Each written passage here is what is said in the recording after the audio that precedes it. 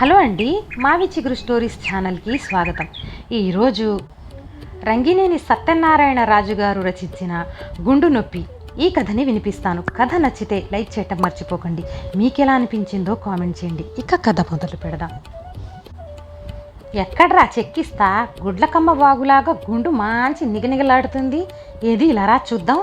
సత్తయ్య ముసిముసి నవ్వులు చిందిస్తూ యజమాని దగ్గరకొచ్చాడు.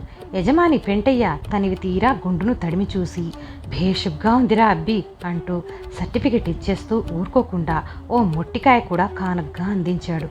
గుండు గుబిల్లుమన్న సత్తయ్య ఏమీ అనకుండా యజమానికేసి చూసి వెకిలిగా నవ్వాడు.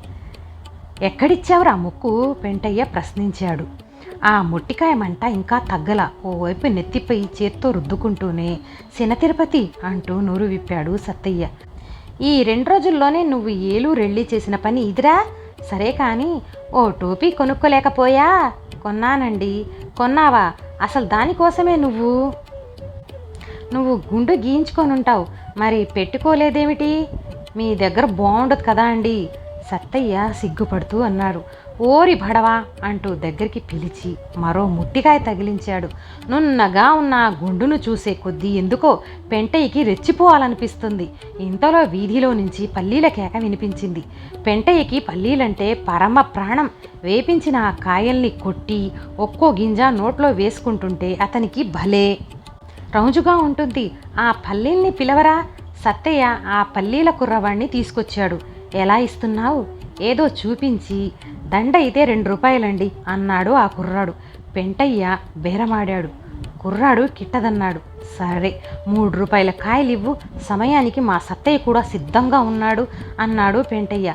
సత్తయ్యకి ఆ మాట చెవిన పడగానే ఆశ్చర్యం వేసింది. ఎంగిలి మెతుకే విధపని ఆ ధర్మాత్ముడు పల్లీలు కొంటూ తన్ను గుర్తుపెట్టుకోవటమా? నమ్మలేకపోయాడు సత్తయ్య. నిజానికి తనకు కూడా పల్లీలంటే ఇష్టమే. 2-3 కాయలైనా తన నోటి దగ్గరకు వస్తాయి అనుకున్నాడు. కుర్రాడు కాయలిచ్చి వెళ్ళిపోయాడు. ఆ కాయల్ని పక్కనే ఉన్న సత్తయ్యను చూడగానే పెంటయ్యకి భలే సరదా పుట్టింది. పని పాట లేదు వెధవకి. పీకల దాకా భోజనం పెట్టి నెలకి 300 జీతం. దేనికైనా ఆసరాగా ఉంటాడని పెట్టుకోవటం తప్ప పూచిక పుల్ల కదిపే పనుండదు బడుద్దాయికి అనుకుంటూ సత్తయ్య గుండుకేసి చూశాడు పెంటయ్య. ఇలా రారా. సత్తయ్య భయపడుతూ యజమాని దగ్గరకొచ్చాడు. నా కుర్చీ ముందు కూర్చోరా నిన్నే. సత్తయ్య గుండు తడుముకుంటూ దడుస్తూ కూర్చున్నాడు. పెంటయ్య పల్లీలన్నీ పక్కనే ఉన్న స్టూలుపై భద్రంగా పెట్టుకున్నాడు. మరి అంత గట్టిగా కొట్టనే, ఏం భయపడమాక, 10 నిమిషాలు ఓపిక పట్టు సరిపోతుంది. సత్తయ్యకి పెంటయ్య ప్లాన్ ఏమిటో ఇక అర్థం కాలేదు. సరిగ్గా కూర్చున్నావా ఆయ్ అనే అర్థం వచ్చే గుండు ఆడించాడు సత్తయ్య. పెంటయ్య బోనీగా ఒక కాయ తీసి సత్తయ్య గుండు మీద కొట్టి ఆ పల్లీలు నోట్లో వేసుకున్నాడు. భలే కమ్మగా ఉన్నాయిరా సత్తి, ఎక్కడ పండాయేమో కానీ అంటూ మరొక కాయ కొట్టాడు ఆ గుండు మీద. 10 కాయల వరకు సత్తయ్య నోరెత్తలేదు. అలాగే భరించాడు. 11వ కాయకి మాత్రం గుండు మీద కాస్త తుండు వేసుకుంటాయగారు అంటూ ప్రాధేయపడ్డాడు. మెల్లగానే కొడతానులేరా, గుండేమి చితికిపోదులే వెధవా. పెంటయ్య ఊరట పలికాడు. గుండు గించుకోపోయినా బాగుండేది, అయినా ఇదేం సరదా ముదనష్టపోడికి. సత్తయ్య తనలో తాను గొనుక్కున్నాడు. కాయలు పూర్తయ్యే వరకు సత్తయ్య దించిన తల ఎత్తలేదు. ఈ తొక్కు బయటపడేసి లెమన్ టీ పట్టుకురా. పెంటయ్య బొజ్జ సవరించుకుంటూ పైకి లేచాడు. దరిద్రుడు ఒక్క గింజైనా పెట్టలేదు. కాయలు నేలకేసి కొట్టుకుని తింటే ఆడి సొమ్మేం పోతుంది? తన గుండె దొరికిందా మాయదారుడికి? సత్తయ్య గుండుతో పాటు గుండె కూడా మండిపోయింది. ఆయన ఏం చేస్తాడు? ఈ కాలం మనిషి కాదు. బాధ అయితే ఉంది కానీ ఎదిరించి ఏమీ అనలేడు. పెట్టింది తినటం, తిట్టినా కొట్టినా పడటం, తెలివితేటలకి లోటులేవి లేకపోయినా బానిస బతుకైపోయింది. సత్తయ్య ఆ తొక్కు దూరంగా పడేసి లెమన్ టీ పట్టుకొచ్చాడు. ప్రతిరోజు సాయంత్రం 4 గంటల వేళలో లెమన్ టీ తాగటం పెంటయ్యకు 4 ఏళ్ల నుంచి అలవాటు. ఆ రాత్రి సత్తయ్యకు సరిగ్గా నిద్ర పట్టలేదు. గుండంతా నొప్పిగా ఉంది. గుండె నొప్పి గురించి విన్నాడు కానీ గుండు నొప్పి గురించి ఎప్పుడు వినలేదు. సాటి మనుషుల్ని చావగొట్టి సరదాలు చేసుకోవటం పెంటయ్యకి మామూలే. సత్తయ్య ఆ విషయాన్ని పనిలోకి వచ్చిన తొలి రోజే గమనించాడు. ఆ మాటే సత్తయ్య ఎవరి దగ్గర అంటే వాడో శాడిస్టులే అని తేల్చి చెప్పేశారు అవతలి వాళ్ళు. ఆ ఇంగ్లీషు పదానికి అర్థం ఏమిటో సత్తయ్యకి ఇప్పటికీ తెలీదు. కానీ అప్పుడప్పుడు సత్తయ్య మనసులో మాత్రం శాడిస్టు అనే పదం దొర్లుతూనే ఉంటుంది. ఆడికి సమయం వస్తుందిలే అనుకుంటూ సత్తయ్య బండి లాగించేశాడు. వంశపారంపర్యంగా ఆ కుటుంబం ఉప్పు తిని బతికారు. పెద్దోళ్లంతా ఆ విశ్వాసంతో అన్నీ సరిపెట్టుకుంటున్నాడు సత్తయ్య. ఆ మరుసటి రోజు మధ్యాహ్నం 3 గంటలు పల్లీలు పల్లీలు అంటూ పై వీధిలో కేక వినిపించింది. ఆ కేక చెవిలో పడగానే సత్తయ్య మెల్లగా పక్కనే ఉన్న బాత్రూంలోకి జారుకున్నాడు. ఒరే సత్తిగా, పెంటయ్య పిలిచాడు. అలా ఒకసారి కాదు 3 సార్లు గొంతు చించుకున్నాడు. ఎక్కడ చచ్చాడో వీడు, పెంటయ్య విసుక్కున్నాడు. ఇవాల్టికి గండం గడిచిందిలే అనుకున్నాడు సత్తయ్య బాత్రూంలో దాక్కుని. కానీ తాడే పామైనట్లు ఆ పల్లీల కుర్రాడు పిలవకుండానే పెంటయ్య దగ్గరకొచ్చి, పల్లీలు తీసుకుంటారా బాబు అంటూ ఎదురుగా పల్లీల గంప పెట్టాడు. సరే 4 రూపాయల కాయలియ్యి, పెంటయ్య ఉత్సాహంగా అన్నాడు. ఆ మాట పక్కనే బాత్రూంలో ఉన్న సత్తయ్యకి వినిపించింది.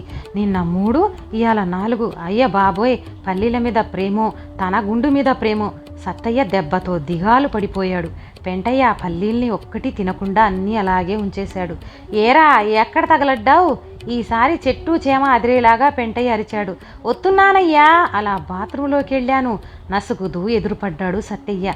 ఇక లాభం లేదనుకుని, అఘోరించలేకపోయావు? సరే గాని కాళ్ళు చేతులు శుభ్రంగా కడుక్కొని చచ్చావా? ఆయ్, సత్తయ్య మాట మింగేస్తూ అన్నాడు. అయితే నిన్న కూర్చున్నట్లే నా కుర్చీ ముందు కూర్చో. సత్తయ్య అటు ఇటు దిక్కులు చూశాడు. గోడ మీదన్న దేవుడి పటాల్ని చూశాడు. దిక్కులు చూస్తావేమిట్రా, దిష్టి పెడతా వెదవా? కళ్ళల్లో నీళ్లు కక్కుంటూ సత్తయ్య నిన్నట్లాగా ఆ కుర్చీ ముందు కూర్చున్నాడు. ఏరా, నొప్పిగా ఉందా? గుండు మీద ఒక కాయ కొట్టి పెంటయ్య అడిగాడు. సత్తయ్య బదులు పలకలేదు. ఇక నొప్పి ఉండదులే, రాను రాను మెల్లగా నువ్వే అలవాటు పడిపోతావు. ఆ తర్వాత నీ గుండుపై పల్లీలు కొట్టకపోతే నీకే నిద్ర రాదు. కుక్కిన పేన్లాగా సత్తయ్య ఆ పల్లీలు పూర్తయ్యే వరకు గుండు అప్పగించి అక్కడే గుంబనంలా కూర్చున్నాడు. మధ్య మధ్యలో అమ్మోయ్ బాబోయ్ వంటివి పెంటయ్యకి వినపడ్డాయి. కానీ ఆ చిన్నా చితక అరుపుల్ని లెక్కలోకి తీసుకోలేదు. ఈ తుక్కు బయటపడేసి లెమన్ టీ పట్రా. పెంటయ్య మళ్ళీ నిన్నటి పేజీనే తిరిగేశాడు. సత్తయ్య పైకి లేవబోయాడు. అక్కడే కూర్చున్నాడు. లేవరా అంటూ ఒక ముట్టికాయ తగిలించాడు పెంటయ్య. ఈసారి సత్తయ్యకి నిజంగానే కళ్ళల్లో నీళ్లు సుళ్ళు తిరిగాయి. అవి కనపడకుండా ఓ చేత్తో తుడిచేసుకుని దూరంగా వెళ్ళి తుక్కుపడేసి గోరువెచ్చని లెమన్ టీ తెచ్చి యజమాని ముందు పెట్టాడు. పల్లీలు నిన్నటి కంటే బాగున్నాయిరా సత్తిగా, రేపు ఏకంగా 5 రూపాయలు ఇచ్చేద్దాం. ఆ మాట అనగానే సత్తయ్యకు పై ప్రాణాలు పైనే పోయినట్లనిపించింది. ఇప్పటికే గుండు బొప్పి కట్టేసింది. 3వ రోజు కూడా అదే వరస. గుండుకు ముసిగేసేసి మూలన కూర్చోవలసిందే. పైగా కాయలు ఎక్కువ, 5 రూపాయలవి. ఆ రాత్రి కూడా సత్తయ్య కంటి మీద కునుకు రాలేదు. ఈ గండం గడిచి బయటపడేదెలాగో అర్థం కాలేదు. ఆలోచించాడు. తన బాగు ముందు అన్నీ బలాదూరే అనుకున్నాడు. పక్కనే గుడిలో ఉన్న రావులోరికి ఏదో మొక్కుకున్నాడు. తెల్లారింది. 6, 7, 8 ఇలా సత్తయ్య గంటలు లెక్కెడుతున్నాడు. అనుకున్నట్లుగానే 3 గంటలకు ముప్పు ముంచేసుకొచ్చింది. ఆ టైంలో సత్తయ్య ఏదైతే వినకూడదనుకున్నాడో సరిగ్గా అదే విన్నాడు. పల్లీలు పల్లీలు. ఏదైతే అవుతుందని సత్తయ్య నిన్నటిలాగే మళ్ళీ బాత్రూంలోకి వెళ్ళి తల దాక్కున్నాడు. ఒరే సత్తిగా, పెంటయ్యకి సత్తయ్య ఆచూకీ అక్కడ దొరకలేదు. అయినా మళ్ళీ పిలిచాడు. సత్తయ్య నుంచి ఉలుకు పలుకు లేదు. 5 రూపాయల కాయలివ్వు. అలా అంటూనే గంపలో నుంచి 2 కాయలు తీసి ఒలిసి నోట్లో వేసుకున్నాడు పెంటయ్య. ఆ మాటలన్నీ బాత్రూంలో నక్కిన సత్తయ్యకి వినిపిస్తూనే ఉన్నాయి. మొన్న 3, నిన్న 4, ఇవాళ 5. వాడే తిండి మాటేమో కానీ నా గుండు నంజుకు తింటున్నాడు సన్నాసోడు. ఇంట్లో వాళ్ళందరూ ఊరికి పోయి ఈ చండాలుణ్ణి 5 రోజుల దాకా చూడమని నాకు అప్పగించారు. ఇంకా 2 రోజులు గడవాలి. ఇంకా నయం, వంట మనిషి పొద్దున్నే వండేసిపోతుంది కాబట్టి సరిపోయింది. సత్తయ్య తనలో తానే కసిగా గొనుక్కున్నాడు. అసలు ఆ ఉదయం సత్తయ్య ఆ పల్లీల కుర్రాడింటికి వెళ్ళి, ఇటువైపు రాకురా బాబు, వచ్చిన ఆ ఇంటి దరిదాపుల్లో కేకేయకు, నీకు పుణ్యం ఉంటుందంటూ విషయం చెప్పి కాళ్ళ వేళ్ళ పడ్డాడు. నెత్తి నోరు బాదుకున్నాడు. మంచోడి వేలే, మీకు 1,00,000 ఉండొచ్చు. మధ్యన నా వ్యాపారానికి చిల్లెట్టుకోవమంటావా? ఆ పల్లీల కుర్రాడు చిన్నోడైనా సత్తయ్యని ఎడాపెడా వాయించి వదిలిపెట్టాడు. పోనీ ఒక ఉపకారం చేసి పెడతావా చివరి కోరిక అన్నాడు సత్య విధిలేక. ఏమిటి అన్నట్టు చూశాడు ఆ కుర్రాడు. చిరంజీవి స్టైల్లో, ఏమీ లేదు, చచ్చి నీ కడుపున పుడతాను. నేను ఇలా వచ్చినట్టు ఎక్కడ అనబోకు, అదే నువ్వు చేసే గొప్ప ఉపకారం బతిమాలుతూ అన్నాడు సత్తయ్య. ఆ కుర్రాడు సర్లేపో అన్నట్టు చూశాడు. సత్తయ్య అప్పుడు ధైర్యంగా ఇంటి ముఖం పట్టాడు. ఏరా తలకుమాసిన ఎదవా. సత్తిగా, పెంటయ్య మళ్ళీ నోరు చించుకున్నాడు. నిత్య దరిద్రుడికి గుండు మీద కొట్టి తింటేనే కానీ గుటకపడదేమో. సత్తయ్య తిట్టుకుంటూ తప్పేది లేదని బాత్రూంలో నుంచి బయటకొచ్చాడు. కూర్చో వెధవా, ఎక్కడ తగలడ్డావు ఇప్పటిదాకా? బాత్రూమ్. ఎప్పుడూ లేని తడబాటు సత్తయ్యలో ఈరోజు కనిపించింది. అవును గానీరా, టోపీ పెట్టుకున్నావేమిటి? టోపీ చూస్తున్నాడు పెంటయ్య. ఇదంటే బాగుంటుందని తవరేగా అన్నారు. చంపేస్తా వెధవ, తీసేయ్. సరే గాని పల్లీలనగానే పాలాయనం చిత్తగిస్తున్నావేమిట్రా బాత్రూంలోకి? కూర్చో, ఆ టోపీ తీయి. సత్తయ్య ఏడుపు ముఖం పెట్టి టోపీ పెంటయ్య చేతిలో పెట్టేశాడు. కూర్చో, పెంటయ్య రెండోసారి గద్దించాడు. సత్తయ్య గతిలేక గుండు పెంటయ్యకి ఇచ్చేశాడు. కాయలు పూర్తయ్యేసరికి సత్తయ్యకి గుండు కమిలిపోయినట్లు అనిపించింది. వెళ్ళి లెమన్ టీ పట్టుకురా, ఈ తుక్కు దూరంగా పడి. సత్తయ్యకు అలవాటైన డైలాగే విన్నాడు మళ్ళీ. సత్తయ్య ఆ రెండు పనులకి మధ్యలో ఆగలేక గుండు కొంచెం కొబ్బరి నూనె పట్టించాడు. పెంటయ్య లెమన్ టీ తాగి పక్కనే ఉన్న దివాన్ కాట్పై నడుము ఆల్చాడు. మరో గంటకి ఉన్నట్లుండి పెంటయ్య గాబరాగా పైకి లేచాడు. ఒరే సత్తిగా అంటూ బాత్రూంలోకి వడివడిగా నడిచాడు. సత్తయ్య కూడా పెంటయ్య వెనకాలే అడుగులేశాడు. పెంటయ్య బాత్రూంలోకి వెళ్ళి వెంటనే తలుపేసుకున్నాడు. సత్తయ్య అక్కడే దూరంగా నిలబడ్డారు. ఏంటయ్య గారు? బాత్రూంలో నుంచి సత్తయ్య రాగానే అడిగాడు. ఏముందిరా ఎదవా, చూశావా? విసుక్కున్నాడు పెంటయ్య. 10 నిమిషాలు కూడా గడవలేదు. పెంటయ్య మళ్ళీ బాత్రూంలోకి పరిగెత్తాడు. అలా గంట సేపట్లో 3 సార్లు పెంటయ్య బాత్రూంని చూడక తప్పింది కాదు. పోనీ అక్కడే కూర్చోండి, కుర్చీ వేస్తాను, పదే పదే అటు ఇటు ఏం తిరుగుతారు? సత్తయ్య సానుభూతి చూపిస్తూ అన్నాడు. ఆ మాటలకు పెంటయ్య అగ్గి మీద గుగ్గిలమైపోయాడు. ఆగు వెధవా, ఈ గొడవ తగ్గని, రేపటి నుంచి నీ గుండు కోసమైనా 10 రూపాయల పల్లీలు కొంటాను, అప్పుడు కానీ నీ తిక్క కుదరదు అంటూ చెడామడా తిట్టి పారేశాడు. 4వసారి బాత్రూమ్ చూశాక పై వీధిలో ఉన్న కాంపౌండర్ని అర్జెంటుగా పిలుచుకురమ్మన్నాడు పెంటయ్య. కాంపౌండర్ వచ్చారు. ఏం తిన్నారు? పొద్దుటపూటే భోంచేస్తాను, మళ్ళీ రాత్రి మజ్జిగ పళ్ళు, ఇంకేం ముట్టుకోను. ఈ 3 రోజుల నుంచి మాత్రం మధ్యాహ్నం పల్లీలు తింటున్నాను. లెమన్ టీ మామూలే, అదెప్పుడు తీసుకుంటాను. అదే తేడా చేసింది. పల్లీలు అదే పనిగా తినటం ఇక మానేయండి. ఈ వయసులో పప్పులు అవి పడవు, జాగ్రత్తగా ఉండాలి. ఇదిగో ఈ గొట్టాలు బిళ్ళలు వేసుకోండి, ఈ రాత్రికి ఏవీ తినొద్దు. కాంపౌండర్ ఖరాఖండిగా చెప్పి బయటకొచ్చాడు. అతను అలా వెళ్ళాడో లేదో పెంటయ్య మళ్ళీ బాత్రూంలోకి పరుగు లంకించుకున్నాడు. సత్తయ్య ఎగిరి గంతేయటం బాత్రూమ్ కన్నంలో నుంచి పెంటయ్య గమనించాడు. పరిస్థితి బాగోలేదు, కానీ అదే క్షణంలో వెళ్ళి గుండు పగలగొట్టాలనిపించింది. అక్కడికి ఊరుకోలేదు. బయటకొచ్చాక కళ్ళెర చేసి మరీ అడిగాడు. ఏమిట్రా గంతులు, ఆ సరదాలు అని. ఏమీ లేదయ్యా, కాళ్ళకి వానపామేదో చుట్టుకుంది, ఒళ్ళు జలధరించింది అంటూ నసిగాడు సత్తయ్య. ఎలాగైతేనే ఆ రాత్రికి పెంటయ్య స్థిమితపడ్డాడు. విరోచనాలు తగ్గాయి. ఆ మరుసటి రోజు ఉదయం సత్తయ్య వీధిలో తన్ను చూసి తప్పించుకుని తిరగటం కాంపౌండర్ చూశాడు. సత్తయ్య, కాంపౌండర్ పిలిచాడు. సత్తయ్య నీళ్లు నమ్ముతూ దగ్గరకొచ్చాడు.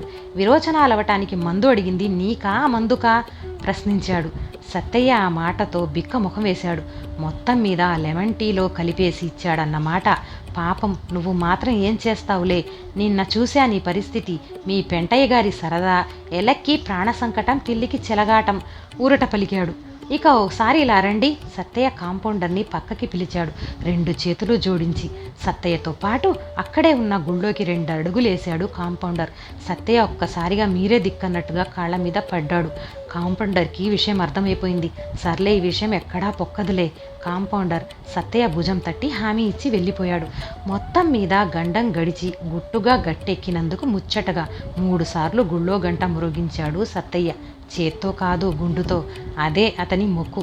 కొంతమంది గుండె నొప్పి తగ్గాలని మొక్కుకుంటారు, కానీ సత్తయ్య మాత్రం గుండు నొప్పి తగ్గాలని మొక్కుకున్నాడు. ఈ కథ నచ్చితే లైక్, షేర్ చేసి తప్పకుండా సబ్స్క్రైబ్ చేయండి.